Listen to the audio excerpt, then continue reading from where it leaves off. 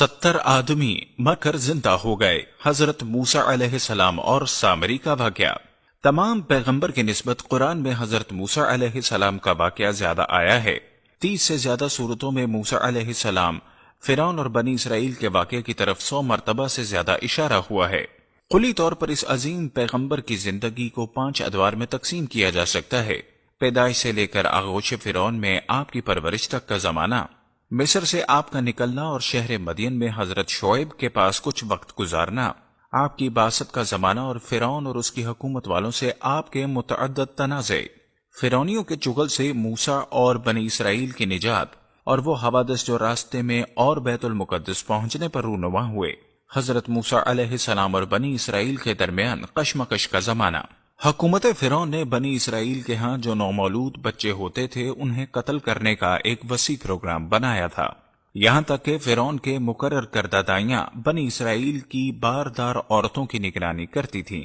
इन दाइयों में से एक वालिदा मूसा अलैहिस्सलाम की दोस्त बन गई। शिक्म मादर में मूसा अलैहिस्सलाम का हमल मख्फी रहा और उसके आसार जाहिर न हुए। जिस वक्त मादर मूसा को यह एहसास हुआ कि बच्चे की विलादत का वक्त करीब है तो आपने किसी के जरिए अपनी दोस्त दाई को बुलाने भेजा। जब वो आ गई तो उससे कहा, मेरे पेट में एक फर्जंद है, आज मुझे तुम्हारी दोस्ती और मोहब्बत की जरूरत है।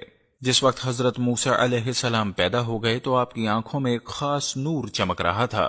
चुना से उसे देखकर यह दाया कांपने लगी और उसके दिल की गहराई में मोहब्बत की एक बिजली सी समा गई, जिसने उसके दिल के तमाम फिजा को रोशन कर दिया।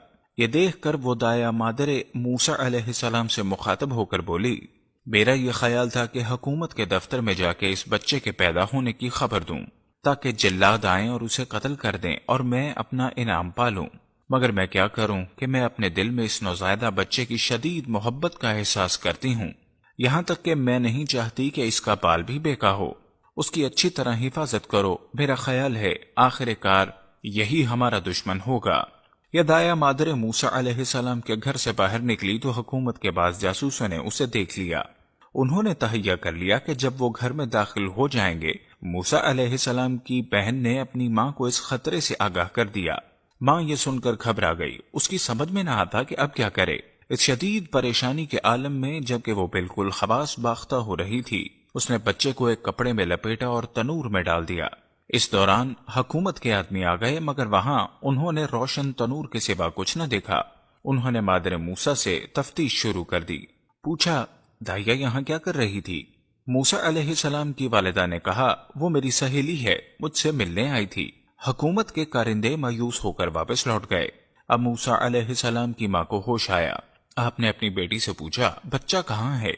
उसने ला इल्मी का इजहार किया। नागहां तनूर के अंदर से बच्चे की रोने की आवाज आई। अब माँ तनूर की तरफ दौड़ी। क्या देखती है कि खुदा ने उसके लिए आतिश तनूर को ठंडा और सलामती की जगह बना दिया है। वही खुदा जिसने इब्राहीम अलैहिस्सलाम के लिए आतिश नमरूद को बर्दो सलाम बना दिया था, उसने अपना हाथ बढ़ाया और बच्चे को सही सालिम बाहर निकाल लिया। लेकिन फिर भी माँ महफूज न थी, क्योंकि हुकूमत के कारिंदे दाएं बाएं फिरते रहते और जस्तजू में लगे रहते। किसी बड़े खतरे के लिए भी काफी था कि वो एक नौज़ायदा बच्चे की रोने की आवाज सुन लेते। इस हालत में खुदा के एक इल्हाम ने माँ के कल्ब को रोशन कर दिया। वो इल्हाम ऐसा था कि माँ को बज़ाहिर एक खतरनाक काम पर आमादा कर रहा था, मगर फिर भी माँ इस इरादे से अपने दिल में सुकून महसूस करती थी। उसने कहा, खुदा की तरफ से मुझ पर फर्ज आयद हुआ है, मैं उसे जरूर अंजाम दूंगी। उसने पुख्ता इरादा कर लिया कि मैं इस इल्हाम को जरूर अमली जमा पहनाऊंगी और अपने नौज़ायदा बच्चे को दरिया नील में डाल दूंगी। उसने एक मसरी बढ़ई को तलाश किया। वो बढ़ई कब्ती और फिरौन की कौम में से था। उसने इस बढ़ई से दरखास्त की कि मेरे लिए एक छोटा सा संदूक बना दे। बढ़ई ने पूछा, किस किस्म का संदूक बनवाना चाहती हो? उसे किस काम में लाओगी? मूसा की माँ, जो दरोग गोई की आदी न थी, इस नाजुक मुकाम पर भी सच बोलने से बाज न रही। उसने कहा, मैं बनी इसराइल की एक औरत हूँ, मेरा एक नौज़ायदा बच्चा है, मैं उस बच्चे को इस संदूक में छुपाना चाहती हूँ। उस कब्ती बढ़ई ने अपने दिल में यह पुख्ता इरादा कर लिया कि जल्लादों को यह खबर पहुंचा देगा। वो तलाश करके उनके पास पहुंच गया, मगर जब वो उन्हें यह खबर सुनाने लगा तो उसके दिल पर ऐसी वहशत तारी हुई कि उसकी जुबान बंद हो गई। वो सिर्फ हाथों से इशारे करता था और चाहता था कि इन अलामतों से उन्हें अपना मतलब समझा दे।